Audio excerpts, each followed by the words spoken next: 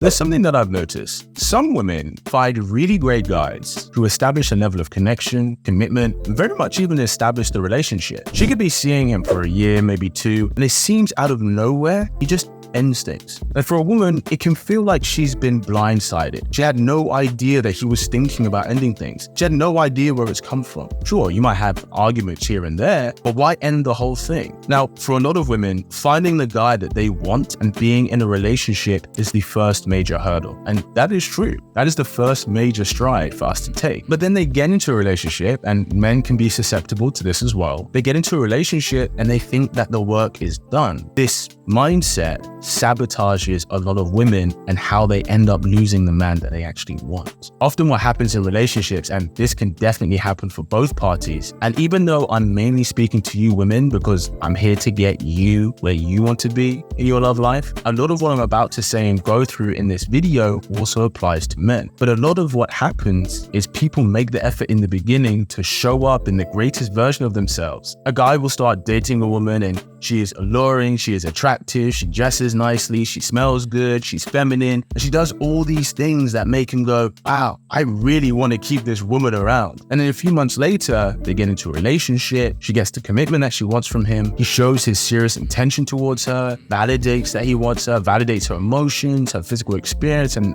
her ultimate desires for closeness and intimacy. And it's like, yes, she's made it. Now what's amazing for her, she now feels a level of emotional security because she's in the relationship with the man that she wants. And that's beautiful because she now starts to show more sides of herself. It's amazing when we can be with someone who we feel that we can ultimately be our goofy selves around. But then ultimately, this sense of assured security can start to backfire. She starts to not make as much effort in the areas which brought the chemistry, brought his curiosity, and ultimately made him fall for her in the first place. And that's not saying that you shouldn't show the other side of yourself. That's the beautiful thing of feeling safe within a relationship. But it's about when we stop making the effort to maintain those standards that made someone fall for us in the first place. What can happen is the relationship becomes depolarized. Now, there's a very fine line between being the girlfriend that he wants to continue investing in him and then almost becoming like a bro to him. Many women will get into a relationship with the man that she wants, and then over time, she starts to relax in the initial standards that she brought to the relationship in the beginning. She maybe doesn't dress up for him as much. Maybe she doesn't train as much and maintain her mental and physical well-being. And she might have an amazing friendship within the relationship. In fact, that's ideal. She indulges in the goofy farting girlfriend, which he loves and has fun with, but then perhaps neglects the girlfriend that speaks to that primal masculine side to him, which maintains that level of polarity. When you become the goofy farting girlfriend, that's what I'm calling it, right? When you become the goofy farting girlfriend, this is when he starts to see you as a bro. That the friendship aspect of the relationship starts to take over the romantic aspect of the relationship. It starts to take over the part of the chemistry. Now, that's not saying that you have to be engaging in insane chemistry all the time you spend together. That's not real. And it's an unreasonable expectation to have that consistency throughout a relationship. And you should have a friendship and companionship between you both. But how you are with your girlfriends is not necessarily how you should be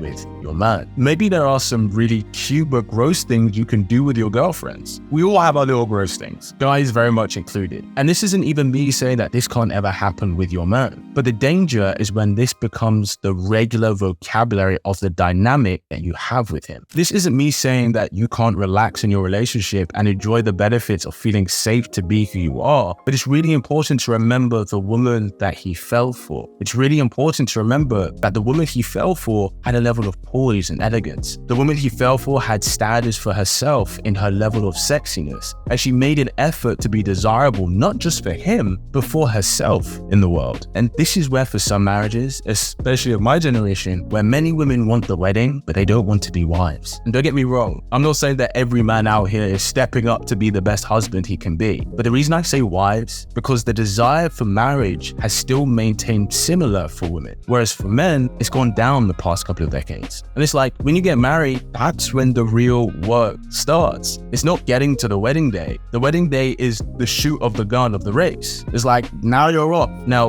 was it hard to get to that starting line? Yeah, maybe it was. That's not when the work ends. That's when the work begins. And what this does is, when a woman in a relationship starts to let go of these things that attracted him in the first place, this is where you find you don't really have as much foreplay anymore. You just have sex pretty routinely. This is where you just find yourself having the kind of sex that is almost mechanical instead of this enchanting experience that it used to be. Now, it is natural that you acclimatize and you get used to each other. I'm not saying that the kind of lustful sex that you had within the first few weeks of meeting someone is going to be the same within the first 3 years or even 10 years down the line. But the passion and chemistry is still there. Part of the foreplay is the eye contact across the room when you're around other people. It's being at the dinner table and you putting your hand in between his thighs or him doing the same to you. All of that feeds into the passion and the chemistry of your relationship. Now, don't get me wrong. It's important for the man to maintain his standards of what attracted you to him in the first place as well. A guy should maintain what he did. So it's not okay for a guy to get into a relationship and then he just stops taking you out on dates. He stops making an effort in picking out nice things for you or doing thoughtful, spontaneous gestures. He should be maintaining that as well, but you should also maintain that as the woman. And the biggest reason why I see good women lose good men is because they cease fighting to be a desirable woman. The equivalent is this. Imagine if you choose a man and part of your attraction to him was because he was driven, was because he was ambitious, because he was confident, because he worked in his business,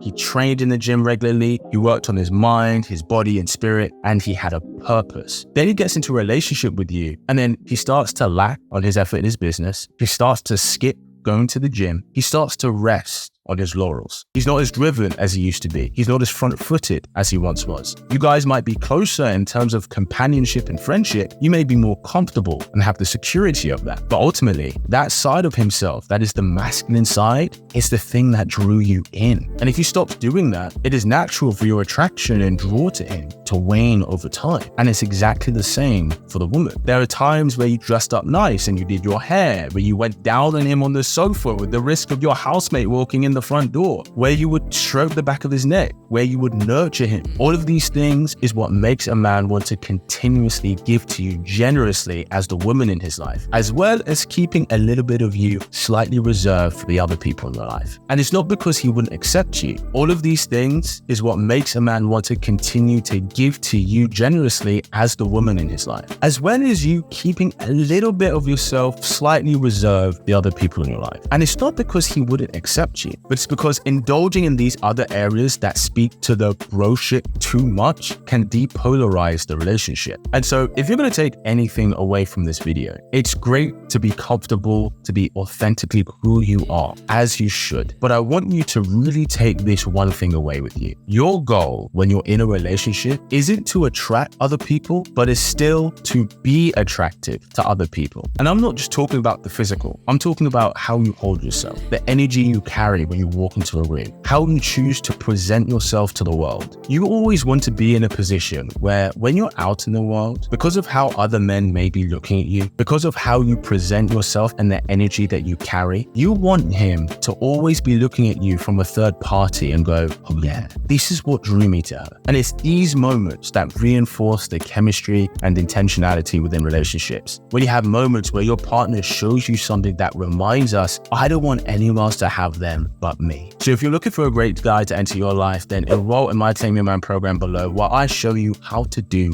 just that. Thanks for tuning in. And as always, keep it slick.